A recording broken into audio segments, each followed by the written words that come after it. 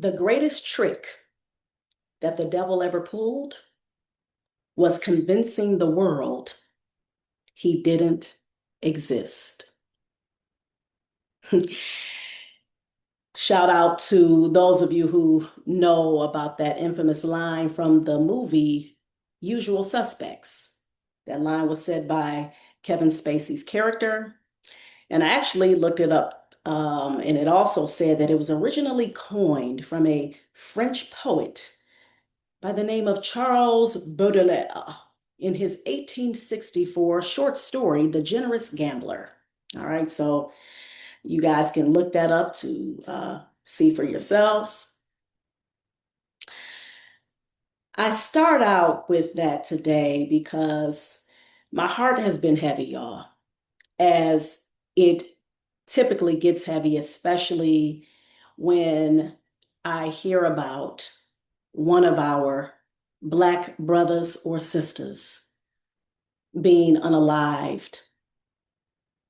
And, folks want to act like they don't know what happened.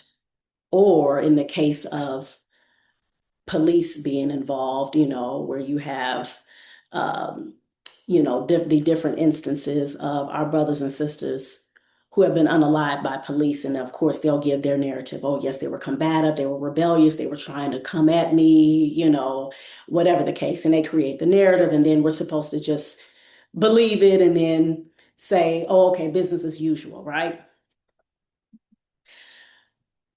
But I want to talk about something that's been heavy on my heart, this story about the young brother, 18-year-old Nolan Wells, Nolan Xavier Wells.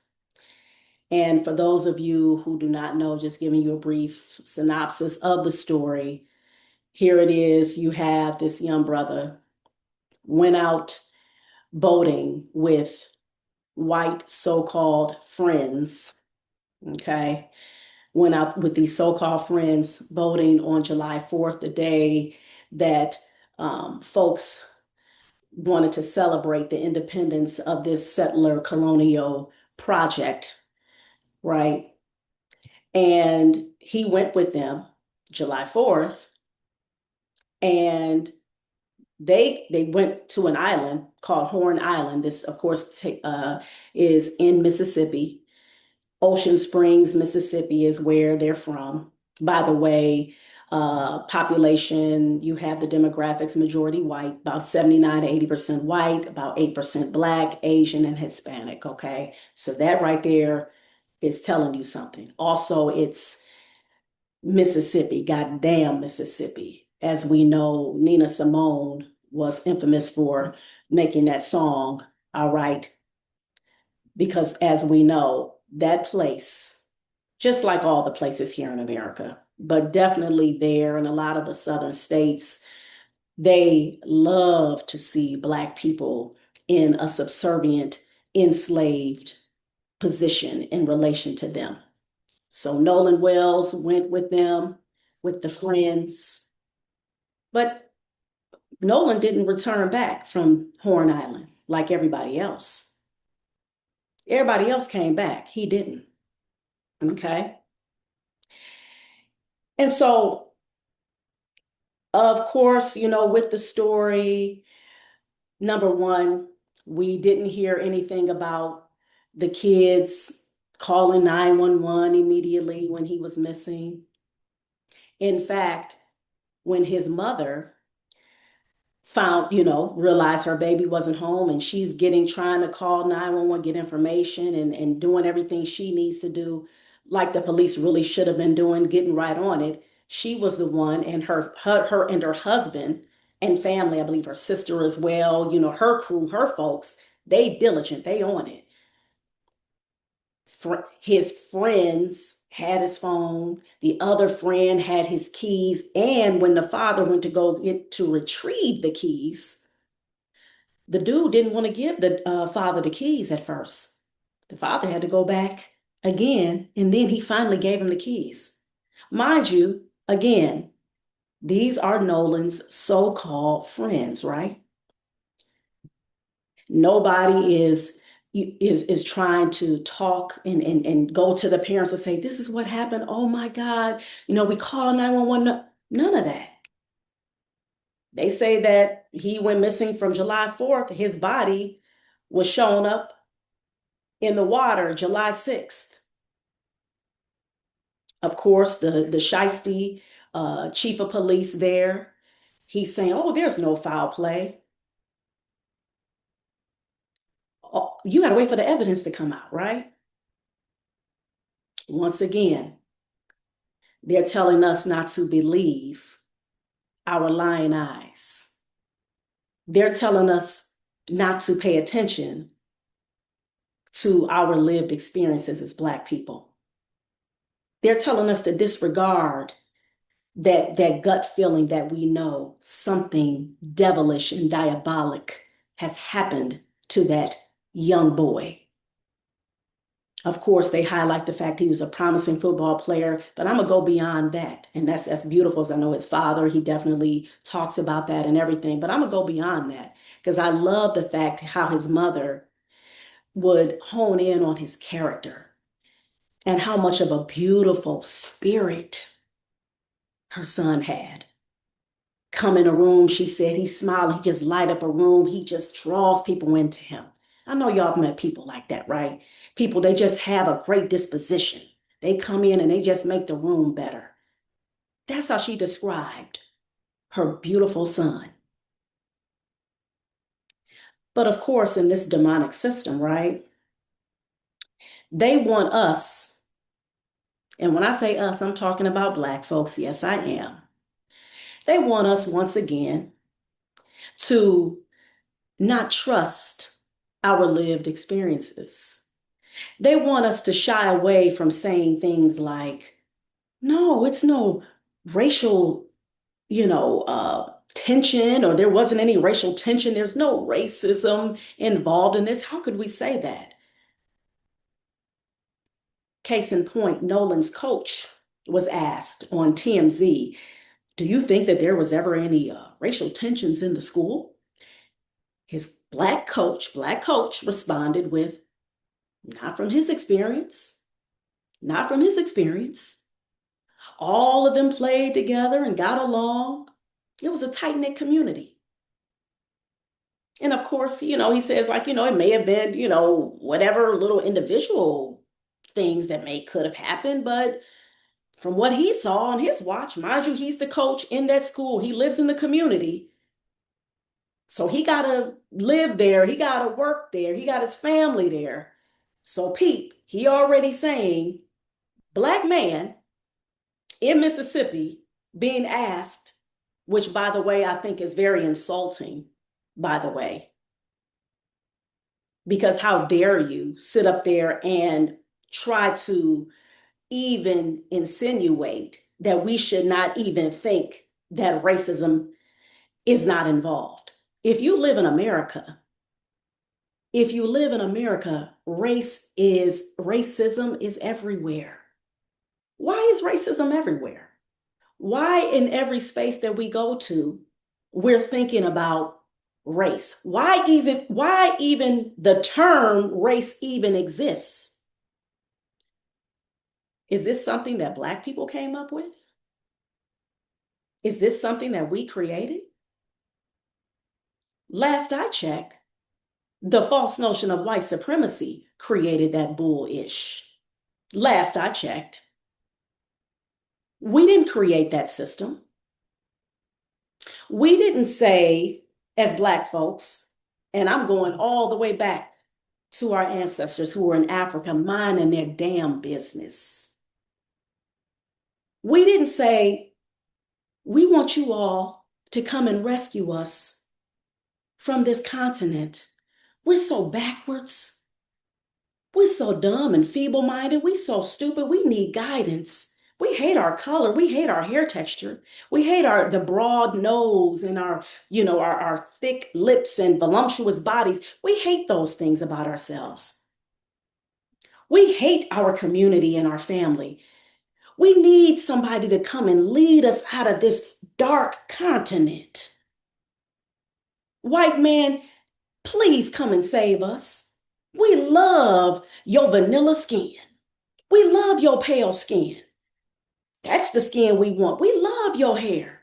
We want all of that. Can you please come and rescue us? And in fact, we want to work for you for free. We want you to beat us.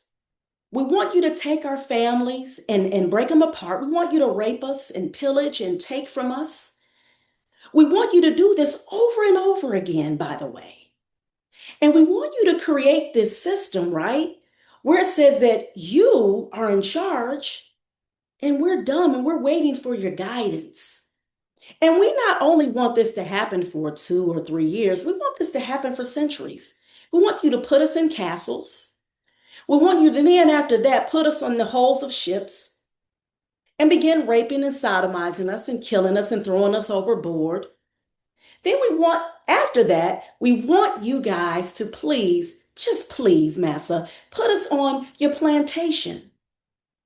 Create these plantations of division, create these places and spaces where we are literally being tortured every single freaking day and night.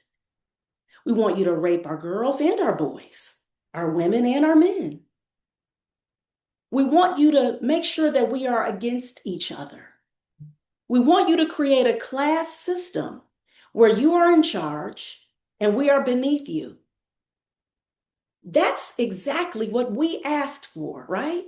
And then after that, after the slavery is done, then we want you to create other systems, right? Peonage system. We want you to create black code laws. We want you to create all of these things where we can't read, we can't write, we can't study. We can't do the things that we were already doing. We were already advanced in our society, by the way.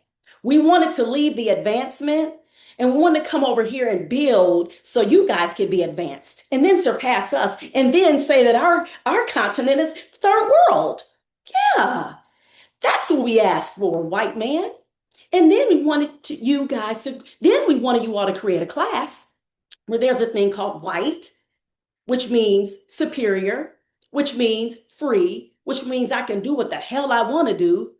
And we want to be called black and dirty and dumb and slow-minded and just full of lust. Because, see, we love our sex, right? We still making them babies and we're doing all these things, right?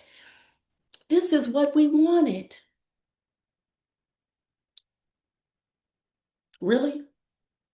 You see how foolish that sounds? You see how ignorant and diabolical and sick and demonic that I just described? How that sounds?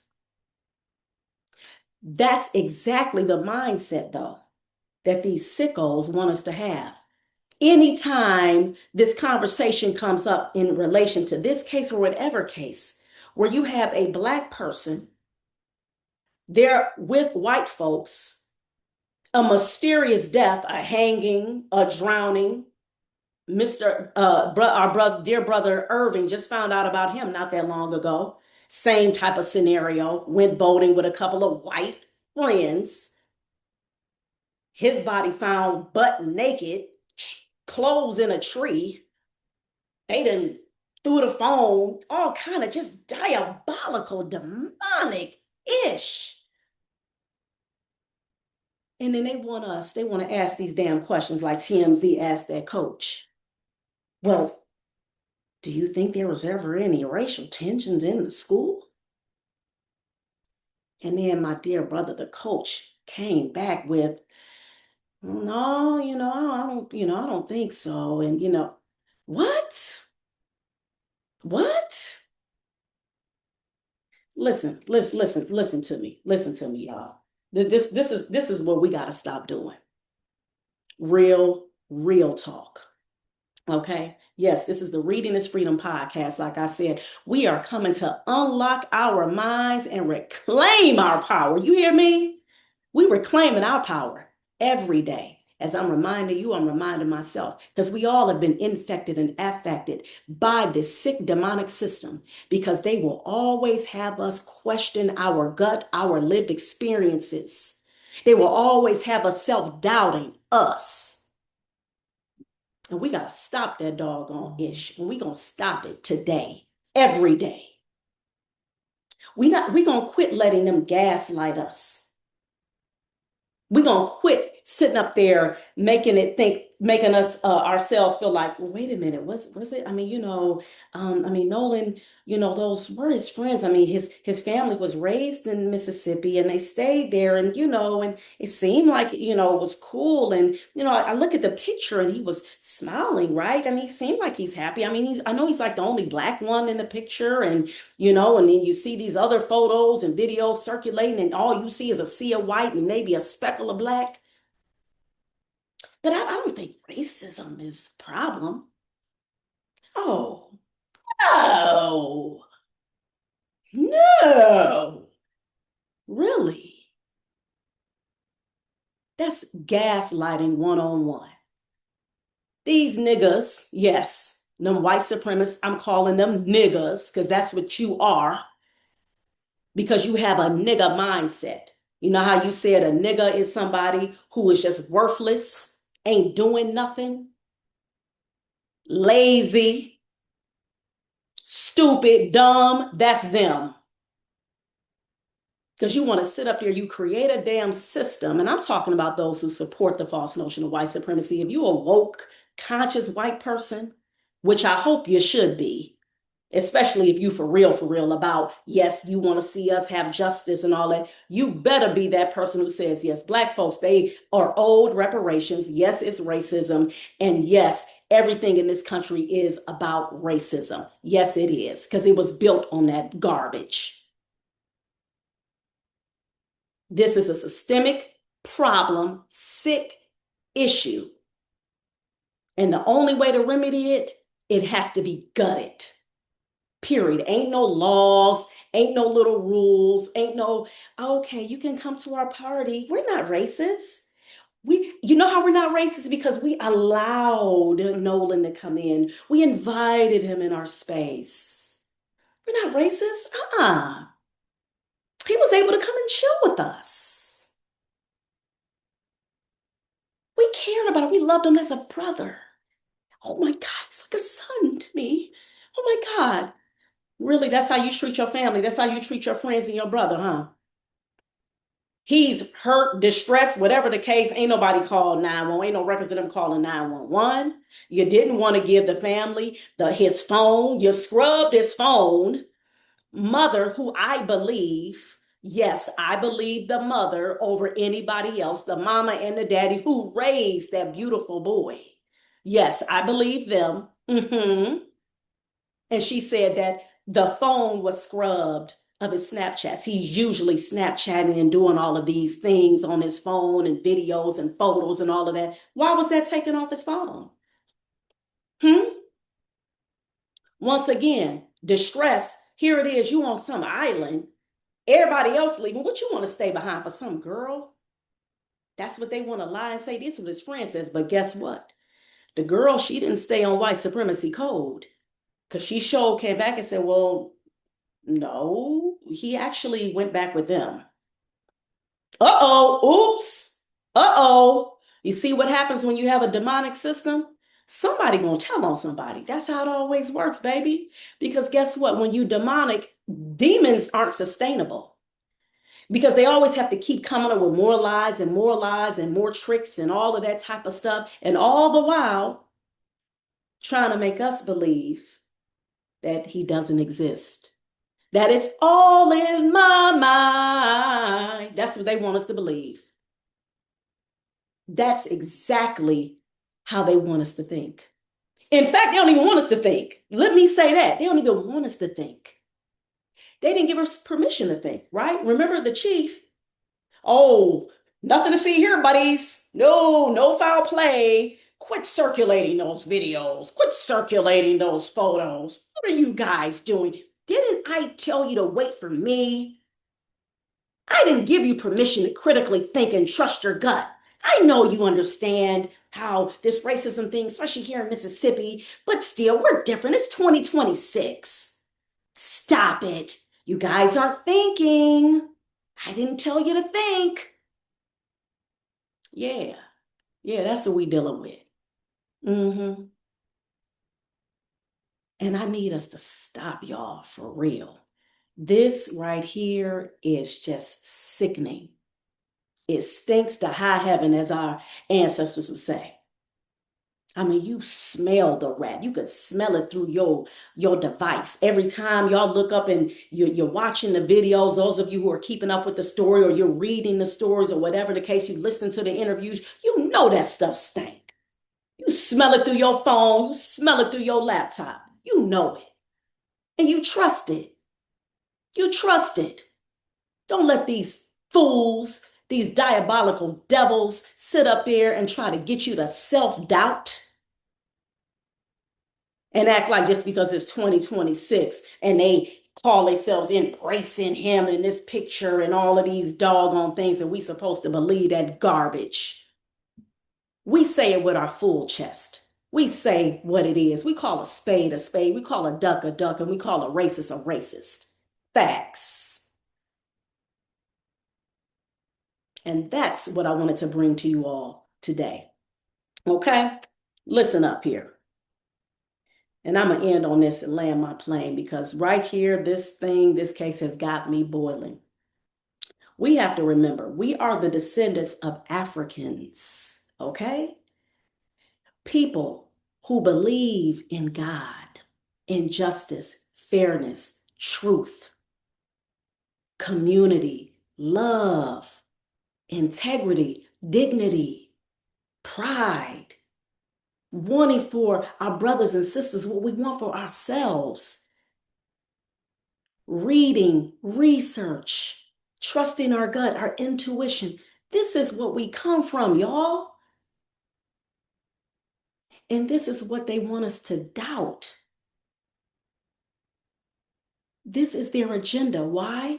When you're dealing with a group of diabolical demons, shayateen, shaitans, jinn, evil jinn, whatever you want to call them, when you're dealing with folks like that, they hate themselves.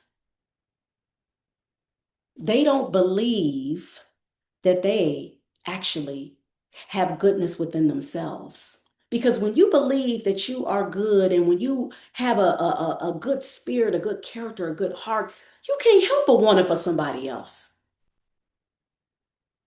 You cannot help but want it for somebody else. Facts. There's no way you live your life in a way where you are doing good. You want justice. You take care of your elders. You take care of your babies, your children. You love on them. You have a good spirit, a good heart. You're giving. You admit when you're wrong. You take accountability. There's no way you live your life like that and then you go out and spew hatred and just evilness. You just don't do it. They don't. It's like oil and water. It doesn't mix. But when you have an evil heart, an evil spirit, a demonic spirit, when you worship the devil, when you worship materials, and when you worship property, because remember, the Europeans' axiology, and I got this from dear brother, this is from Dr. Joy DeGroo's, her mentor. His name is escaping me, but that's where I learned that from. She talked about how he talked about that. The European axiology, their relationship, how they deal with things, they care more about property than humans. They care more about property than humans. This demonic police force and the DA and all of them folks, the judge, the parents who had the party at their house and knew what was going on at their house, allegedly more information coming out about how it's basically being said allegedly that he was beat down. And this was happening at the parents' home. All of these folks, they literally got on white supremacy code immediately because they don't care about us for sure. Now, if it's one of theirs, because we already know, right? I could do the whole if the roles were reversed. We already know what it was. We already know what it is, right? Roles were reversed. And if these were three black boys, one white friend, we already know, right? Because we hear this all the time because we know what the answer is. It would have immediately been an arrest. And if all the things that these white boys and these families have done to Nolan, all the things, keeping the phone, keeping the keys, not calling 911 when he was supposedly in distress and drowning, all of these things, that chief of police would have swarmed and he would have went in there without a warrant. He would have went in there talking about, you better bring them little three little niggers out. We got our white boy on our hands and he's dead. We have to quit expecting justice from an unjust system that was created in the spirit of demonic energy that is anti-Black. We have to say that with our full chest because, see, there's an ayat, there's a verse in the Quran. As you all know, I'm Muslim, and the Holy Quran is our holy book, right? And we believe in all the revelations, all right? From Prophet Jesus, peace and blessings be upon him, Prophet Noah, peace and blessings be upon him, Prophet Moses, peace and blessings be upon him. As you know, we believe in the final revelation, the Quran. So I want to share with you a verse in the Quran, which I know that is universal. I truly believe that everybody is going to relate to this. Allah, one God, said he does not change a condition of a people until he or she changes that which is within themselves. What does that mean? In order for change to happen, it starts with you. It starts with you. You have to make the change. That's just like if somebody says, you know what, I want to work on stop eating so much sugar. Well, you have to do the different things that you know you need to do in order to start making that happen. So if that means, okay, you know what, I'm not going to eat sweet treats every day like how I used to. I'm only going to eat them a few days out of the week. Or you may say, I'm going to stop cold turkey. The point is that you're making a change. Or if you say, I want to stop drinking or I want to stop smoking. And our belief is that the moment you start making that change within yourself, then that's when Allah, one God, will always facilitate and make it easy for you to make that change. That doesn't mean that everything is going to be easy and like you're not going to have challenges, obviously. But the point is that you have to do your part. And that's what I mean with us as Black people. When we're being asked questions like, do you believe that racism is involved? Do you believe that this is a racial, motivated crime? Say hell to the yes. Why wouldn't it be? Why, if he is their friend, why would they even, number one, beat him down like that? This boy has had a reputation of having a beautiful character. And as we know, and if you don't know, I'm about to school you real quick. In the false notion of white supremacy and how the system works, the people that they really go after first are those who are considered the good ones, the ones who are doing well, the ones who have a great athletic prowess, good spirit, good character, good heart. Those are the ones they want. They don't really care too much about the ones that may be perceived as not really, good, and I'm putting up air quotes, right? They want the ones that got that great character, that great energy, that great spirit. It's like that vampire energy, right? Because they want that good, they don't want to see it, they hate it, so they want to get rid of it. And that's what Dr. Amos Wilson talked about. It's always going to be the good Black folks, the ones who got the degrees, the ones who's doing well. They want those Black folks. So us, they're like, oh man, he had a promising future. Exactly. That's exactly who they want. He had a promising future, great character, a real good person in the community. They know good and damn well, ain't no way Nolan Wells, if he was still alive, would be down with them if it was another black boy getting beat, or even if it was a white boy getting beat. He wouldn't be down with that. They know that. That's why they had to get rid of him. When you have a demonic energy and a demonic spirit, your spirit gets agitated. You start getting unsettled when goodness comes around. You start getting flustered. You can't even sit still. You can't even control yourself because you got goodness around you. Because your goodness is irritating their demons. And that's why I can say with my full chest, I definitely believe 100% he was unalived by his so-called friends. Which ones? Of course, we don't know that. I don't even know them cats' names. Can care less. But I know somebody or multiple people did it. And those who know about it, if you don't say nothing, you're culpable as well. Isn't that how they say even in this system? They got these laws where if I'm with a drug dealer, I ain't selling drugs, but I'm with you. I'm culpable too, right? I'm just as guilty. So if you was there, you saw what happened, you know what happened, and you don't say ish, oh, your ass guilty too. And I'm going to end on this. That's why I am in full belief of never underestimating the power of a dua, of a prayer. Never. I never do. Shout out to my dear sister who told me that in 1999. I'll never forget it. She said, never underestimate the power of a dua, of a prayer. And you damn Skippy. This is spiritual warfare.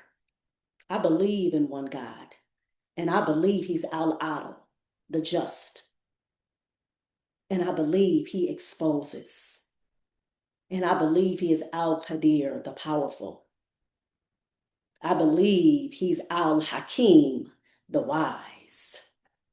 I believe he's Al-Alam, the all-knowing. And I believe he is the protector, Al-Muhaymin. And I believe he is the punisher, Al-Mumit. So don't play with people who pray. You feel me? People who pray to one God, the creator, Al-Khalaq, the creator of all. So you don't play with folks who pray and they fast. And they're doing everything they can to be as upstanding and righteous as they possibly can. That's the kind of community I come from. Whether a person is Muslim or whether they're Christian or somebody who believes in God and understands. Y'all know what I'm talking about. Truthhood will always smash the brains out of falsehood. You better believe it. You expose, baby. This is the year of exposure. And what I want for us to do as Black folks in this time is to make sure that we pay attention to ourselves and to our babies, and we teach our children to trust their gut.